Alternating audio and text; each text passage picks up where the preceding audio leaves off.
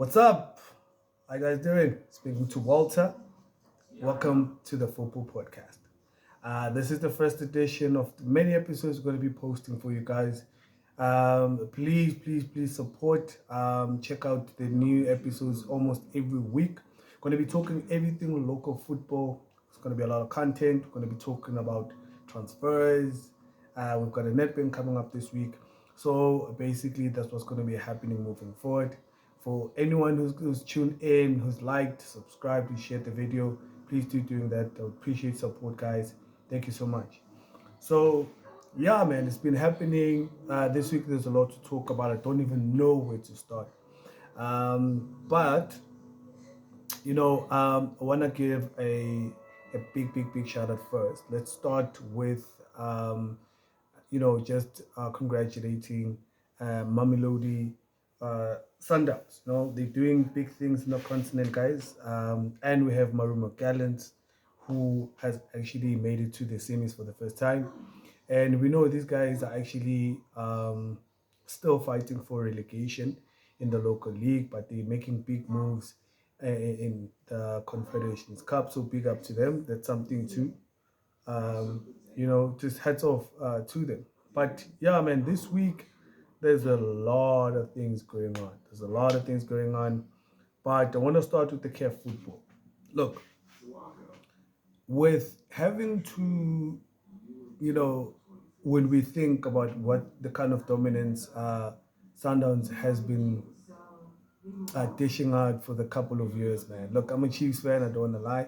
But, it's hard not to notice. It's hard not to really appreciate what these guys are doing. And for me, being a fan of also Pito, I really feel he left a good foundation, not only to the players, but he also left a good foundation when it comes to the coaches, the people that he recruited. He brought in a young Rulani Mukwena. He brought in a young Mangoba Mniti. Those two guys, apart from obviously not too sure if it was part of the decision for them to recruit to Steve, but those two are his prodigies. I mean, they came under his wing, they won things under him, and they learned from him. We can't deny the influence he had on those two guys, and obviously the foundation that he laid, the style of play that he introduced, the culture that he also instilled in the team, from management to top. From the fact that he had a good relationship with the owners at the time.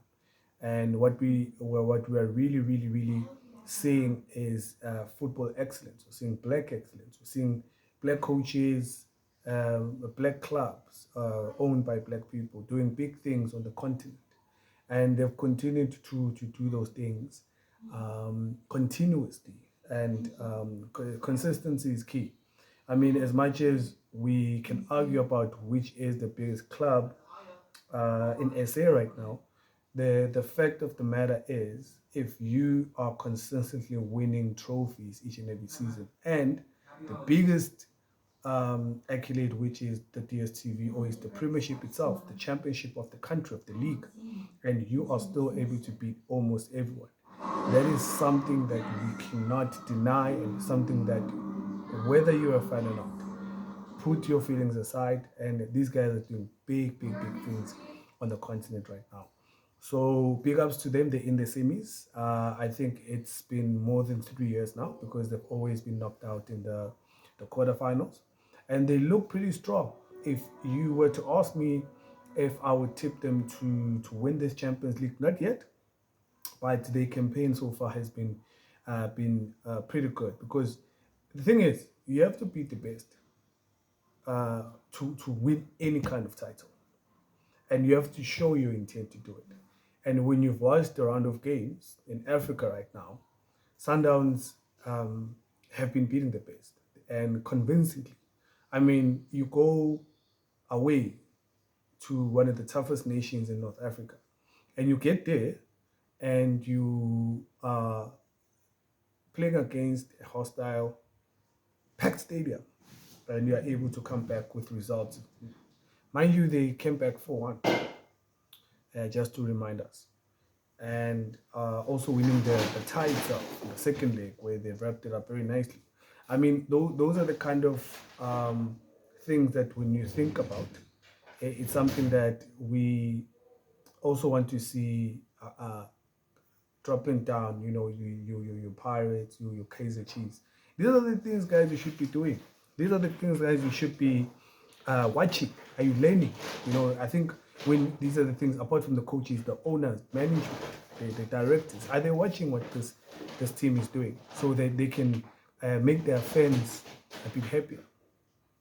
So that's one of the things I wanted to talk about first. Starting off with congratulations, and we see the good work that you are doing, and continue doing that because it raises the standard of our league. It raises the standards of coaching, players as well, to instill that culture of winning cups and tournaments, titles each and every season.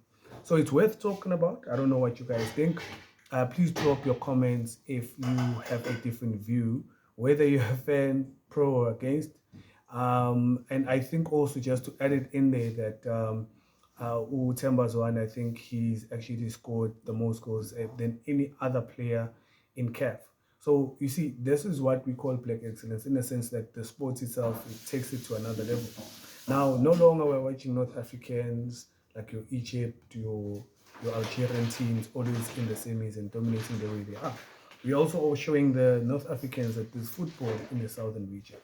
And those are the things that I've heard other people saying, standard of our football is dropping. But as you can see now in Africa, one team is still raising the flag. And another one, even though they're fighting for relegation. But in the past 3 years, I think from 2021, Kaiser Chiefs was in the final. Pirates was in the final as well.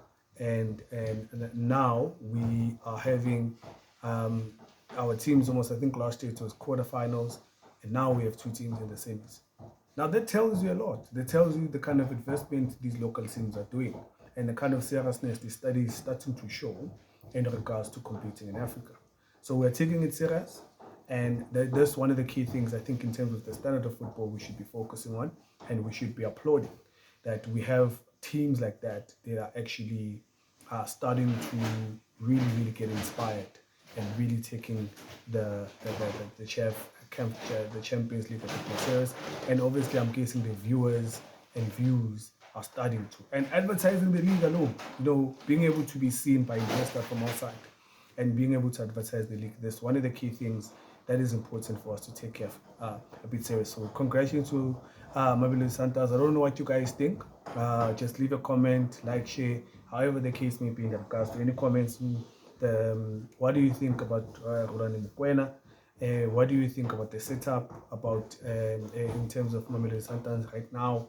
Do you guys think they can win CAF? Do you guys think Marume Gallants can also win Confed, hopefully, even though we don't know if they're still going to be in the league next year? I'm a bit confused about that fact because we don't even know if they win, supposedly. Let's put it out there. I want to know. If they happen to win the Champions League, so the Confed, and they happen to get relegated, are they still able to compete next year, even if they have to be in the second tier, which is NFD? Let me just put it that. So those one of the key things. Maybe some guys who have football knowledge can just enlighten us in regards to that. And coming back home, a round of matches died. We almost at the finish line, guys. As you can tell now, we're trying to wrap up the league. 28 games have come and gone. A lot of inconsistencies and so many other teams. A lot of ups and downs. But what's very interesting for me, what we see now, is obviously the Champions League spot, where we know Sundowns, they've wrapped up the league, and they've also stamped they've already qualified for next season in terms of the CAF. But now we have Pirates, we have Super Sport, we also have Kaiser Chiefs, who are also competing against that. But now here's the interest. Monday Chiefs lost. Super Sport drew today against Stellenbosch, yesterday against Stellenbosch, and also Pirates drew again today. So as things stand, you have Pirates still in second spot, you have SuperSport in third, and you have Kaizer Chiefs playing SuperSport next week. So the interesting is for me, mathematically, Kaizer Chiefs are out. Hear me out. So here what we have is, on the 49 points, we have to count on the fact that Pirates has to drop all points, all 6 points, because they're on 49 points already. SuperSport on 48, they also have to drop 2 points. But the issue is SuperSport needs to play us. So we have to win against SuperSport. And Kaizer Chiefs have SuperSport and Cape Town City, which is in number 5. And we know what happened in the first round.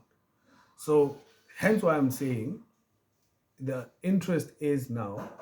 Pirates haven't lost in the last 7 games. SuperSport also hasn't lost in a while. And Kaizer Chiefs have been inconsistent. And they concede almost every game. SuperSport has a good defense. They've improved. Even though they lost Ingram Reynolds, for what reason we don't know. So those are the other things that make the number 3 spot quite interesting. So what we can count on is the fact that SuperSport can lose their 2 last games, and Chiefs happens to win against SuperSport and win against Cape Town City. Because the thing is, they have to win against these 2 teams with a higher goal difference and not conceding. Because if we happen to get a draw against SuperSport, it's done. Because they have a higher goal difference than us. So the only thing you have to count on is that Cape Town City and Sekhukhune in number 5 and 6 don't happen to gather more points and actually catch up. So if we can get to Kaizer Chiefs, if we can go there, I want to touch on that quickly a bit. For me, I would give them another season. I would give them the fact that they've actually had all these changes in one season. But hear me out for 2 seconds. The one thing that we need to understand is that as fans, we kind of forget about a few things that really transpired. And at the same time, there's things that we are not privy to understand what is going on. Number 1, the director is young, which is Kaizer Jr. Tembazane Mangete is also a young coach in the football fraternity, because this would be his first time being a coach. But we are not saying, or I'm not saying, that gives us leverage enough to say we don't deserve to have played a bit better. But the thing is, we have to understand that in the moment we're in now, there's a lot of things that when you are building a team, you have to understand that there would be inconsistencies.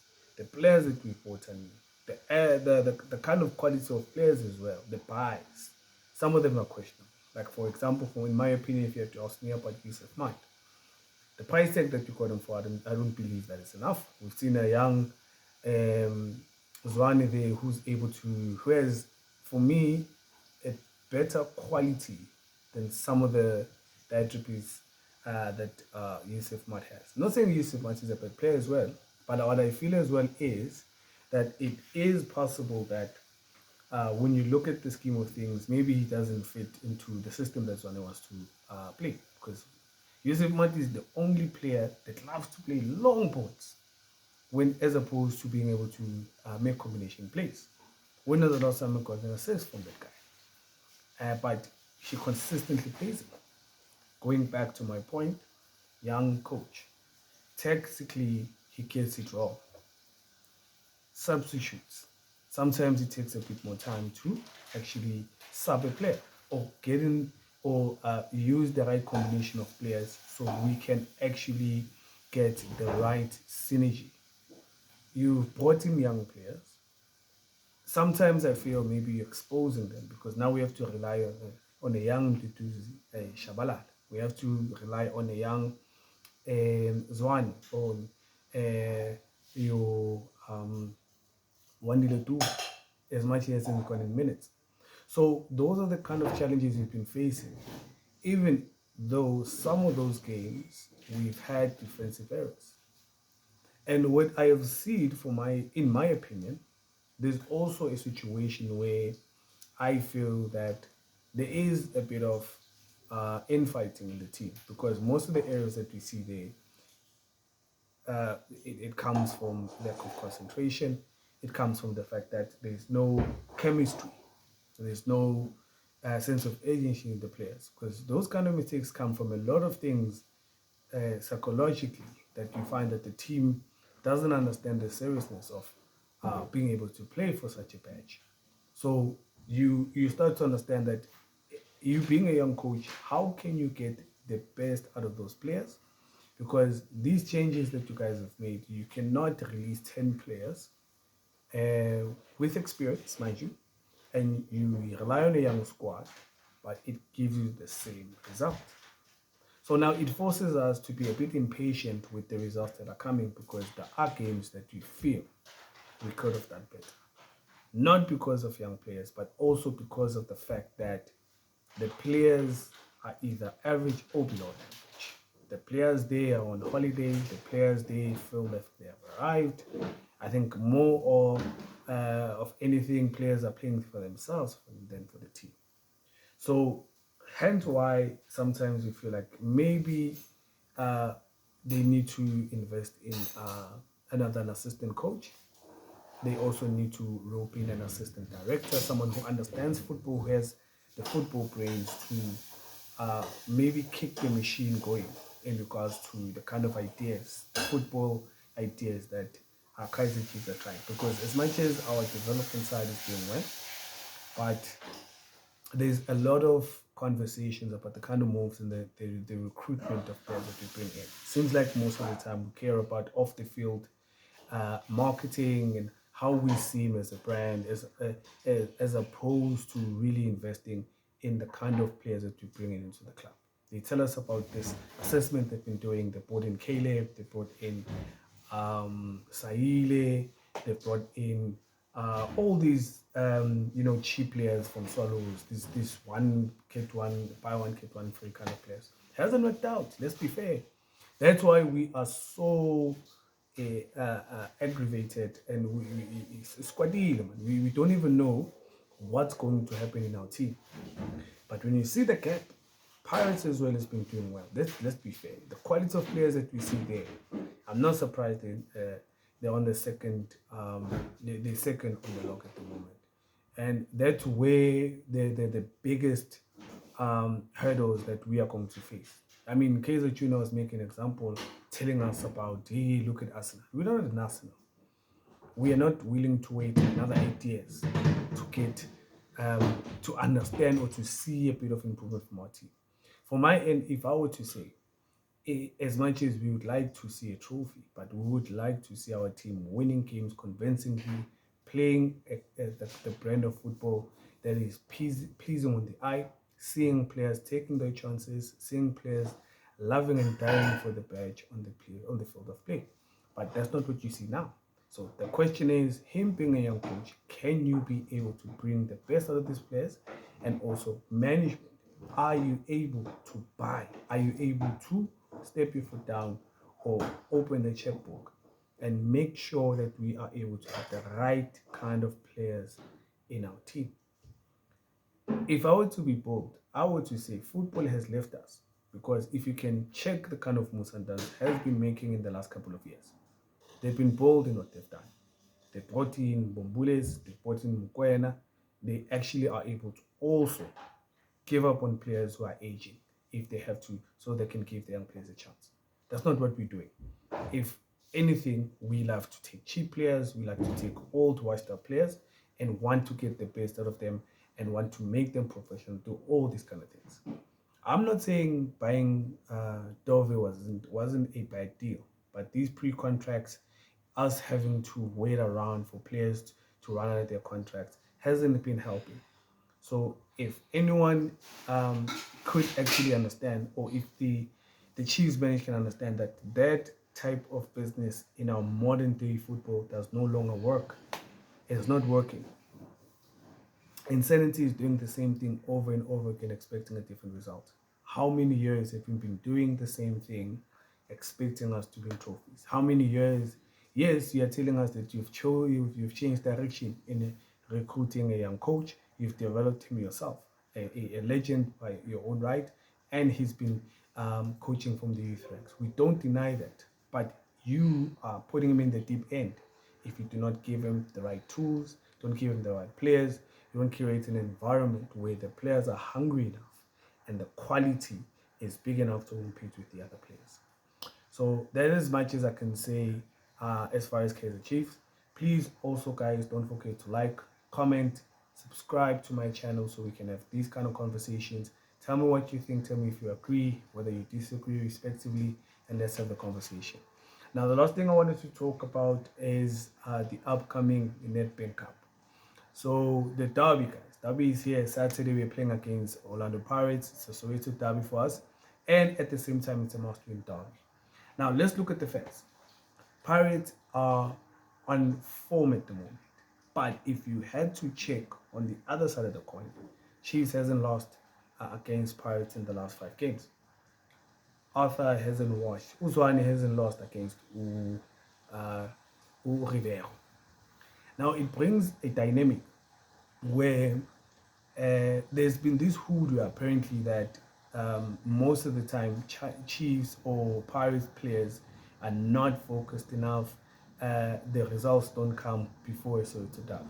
Now, I don't know if that's true or not, but we are playing another derby on Monday where we lost against Swallows, where I could slightly agree because it feels like mentally they were fatigued, mentally they were distracted, they were not themselves, and as usual, silly mistakes were part of our season. On the other side of the coin, Pirates drew today, but they looked sharper than us. I think the coach was rotated the squad a bit, so it shows that there is a bit of preparation there because they've rested certain players, and we saw players that I've never seen playing. They gave even a young Relebohile Ratomo a chance. He actually scored a goal. But that's the kind of mood that's going, because we've seen the press conference today with Azazwane saying that form doesn't mean anything before a derby. It depends on who puts their best foot forward on the day, who applies themselves, who has planned well, tactically, technically, however the case. But a derby is a big thing. You understand? You have to understand that number two, a derby is big. It's big for our football.